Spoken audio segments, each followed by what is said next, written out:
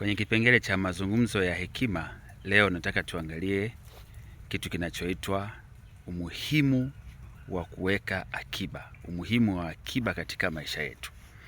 Na nataka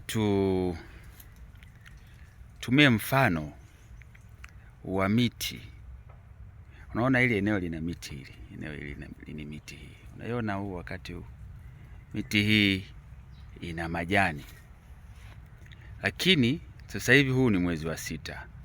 Unaisha kabisa, leo ni tarehe 29 mwezi wa 6. Tunaelekea kabisa kumaliza huu mwezi wa 6.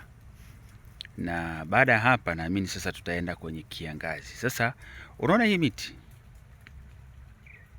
Unaona imejaa majani. Imejaa majani.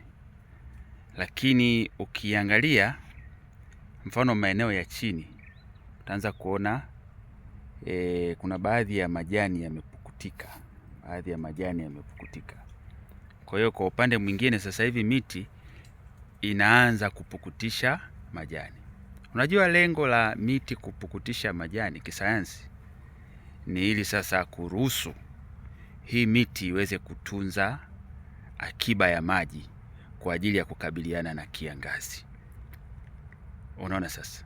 Sasa hili ni somo kubwa sana kwetu sisi binadamu, kwamba binadamu lazima uwe na akiba, na akiba itakusaidia kwenye nyakati ngumu, nyakati za kiangazi, nyakati ambapo jua litawaka.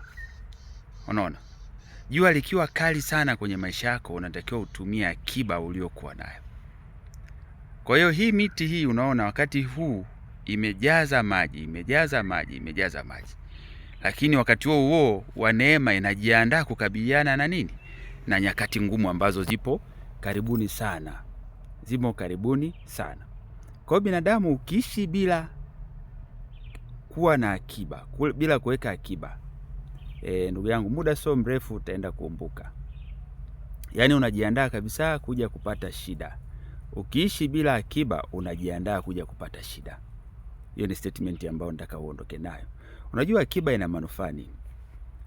Ina manufaa gani? Akiba ndio rafiki yako wa kwanza wakati wa matatizo.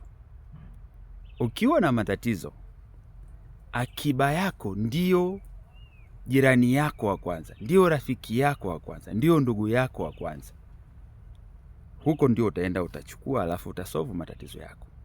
Hiyo ni akiba. Lakini pia una watoto wengine wako darasa la 6 wana approach darasa la 7. Umeona? Unajua kabisa huko juu utaenda kutumia fedha. Anza kuweka akiba kwa ajili ya matayarisho ya mtoto wako anayeenda kumaliza darasa la 7. Itakapofika mwezi wa kwanza, sio ndo unaanza sasa kupigia watu simu na kuanza kukopa. Hapana, akiba iweke sahihi. Hiyo ni akiba ya vitu. Lakini pia binadamu unatakiwa kuwa na akiba ya maneno. Usiongee kila neno. Ongea, lakini mengine acha akiba. Ili kesho utakapotakiwa kuelezea zaidi, uanzie pale ambapo uliishia. Lakini hata mtu anapokuudhi, yeyote, ni rafiki yako, ni ndugu yako, ni workmate yako, mtu ambaye unafanya naye kazi pamoja, usimwongelee kila kitu. Ongea yale yanayotakiwa kuongea kwa muda huo, nyamaza. Ili kama jambo litaendelea, basi at least ulisema ili uweze kuja kupata nafasi ya kuongezea mahali ambapo tayari ulikwisha kusema. Kwa hiyo akiba ni kitu muhimu sana. Akiba ya maneno, akiba ya mali. Lakini akiba ya kila kitu. Akiba ndio msaada wako. Usipokuwa na akiba unajiandaa kuja kuteseka. Nashukuru sana. Niliona leo nizungumzie kipengele hiki. Katika sehemu hii ya mazungumzo ya hekima nimeona nizungumzie kipengele hiki ili tuendelee kujengana.